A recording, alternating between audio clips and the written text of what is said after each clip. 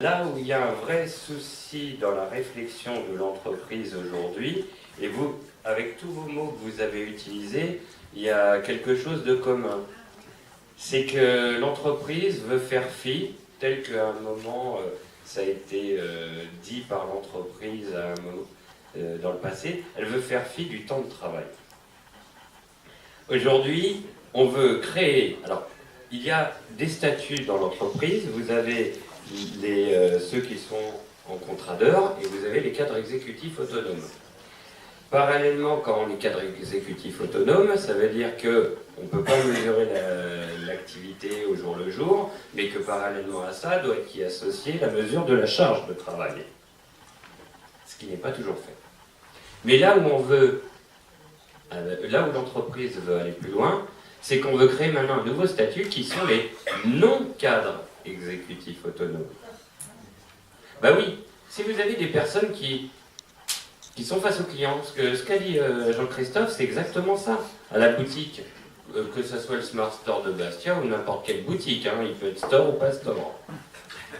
On est face à des clients, enfin les salariés sont face à des clients, ils ne sont pas nombreux parce que il y a 5 départs, une arrivée.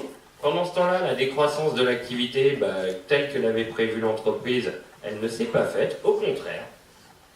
Et à côté de ça, vous avez le personnel face à sa professionnalité, pour réutiliser le terme de Daniel Dinart.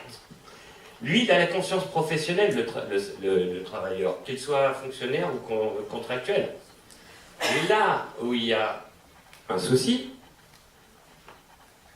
c'est que dorénavant, vu qu'on est face au client et qu'on culpabilise le salarié face au client, et on lui dit, ah bah s'il y a encore des clients, il faut les traiter, ce qui peut paraître normal parce que nous-mêmes on est nous-mêmes clients, et que si on est arrivé dans une boutique à 18h et qu'on a fait la queue 1 heure, c'est la moindre des choses qu'on nous reçoive.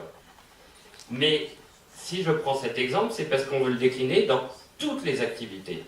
Et c'est là, parce qu'en fait, qu'est-ce qu'on va juger? C'est les compétences de la personne et c'est la manière de la faire, tout en ayant le savoir-être.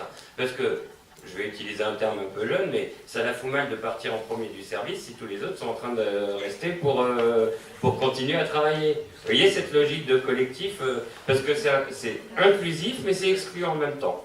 Voilà. C'est ça qui m'inquiète également beaucoup dans le terme agilité tel que l'entreprise le donne.